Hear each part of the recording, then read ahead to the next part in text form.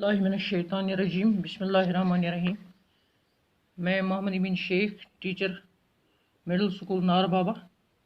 इस वक्त मैं जो सबक पढ़ाने जा रहा हूँ वो 8वीं जमात के लिए है, उर्दू से।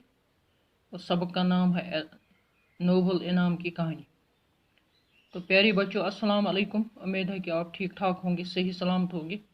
इस वक्त हम जो सबक पढ़ने जा रहे हैं वो आपकी किताब बहारिस्तानी उर्दू से लिया गया है और सबक का मौजू है नोबल इनाम की कहानी। आज हम इस सबक से चंद सवालात लिखने जा रहे हैं। कल हमने चंद सवाल लिखे थे, अब हम आगे बढ़ते हैं। अल्फ्रेड नोबल ने कौन सा ऐसा काम किया जिससे उसने गैर मामूली दौलत हासिल की? अल्फ्रेड नोबल ने कौन सा ऐसा काम किया जिससे उसने गैर मामूली दौलत हासिल की? अल्फ्रेड नोबल ने साइंस के तजुर्बात किए। वो इंजीनियरिंग और केमिस्ट्री में माहिर थे और उन्होंने कई दरियाफ्त की। वो दिन रात मेहनत कर में लगे रहते थे। में बहुत मेहनती होने की वजह से वो रात दिन काम में लगे रहते थे और उन्होंने अपनी मेहनत से काफ़ी दौलत पैदा की। अल्फ्रेड नोबल कहाँ का रहने वाला था?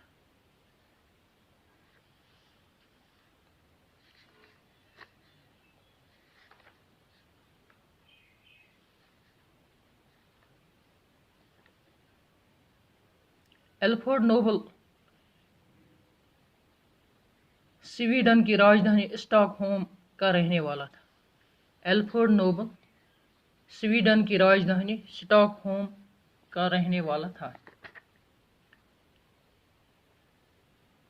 ये कैसे मालूम हुआ कि अल्फ्रेड नोबल जंग से नफरत करता था? ये कैसे मालूम हुआ कि अल्फ्रेड नोबल जंग से नफरत करता था?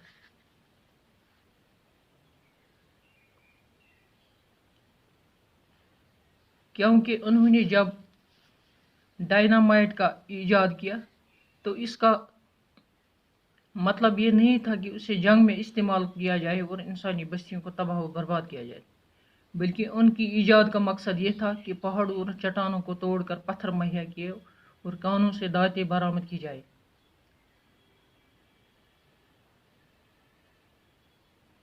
इससे पता चलता है कि अल्फ्रेड नोबल को जंग से नफरत थी। वो जंग नहीं चाहता था बल्कि लोगों की बहबूदी और तरक्की के लिए सोचता था। अल्फ्रेड अपने कारकुनों मजदूरों का ख्याल रखते थे। ये कैसे मालूम हुआ? कि ये इस तरह मालूम होता कि वो बहुत ही फराग दिल थे और उन्होंने अपने कारकुनों और मजदूरों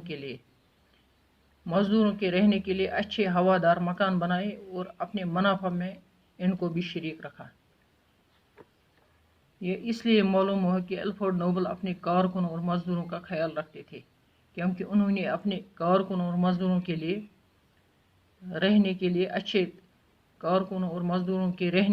अच्छे हवादार मकान बनवाए और अपने मुनाफा में इनको शरीक रखा। अल्फ्रेड नोबल लालची न था। यह इस बात से पता चला क्योंकि उसने अपनी सारी दौलत नोबल इनाम के लिए वक़्फ़ रखी। यानी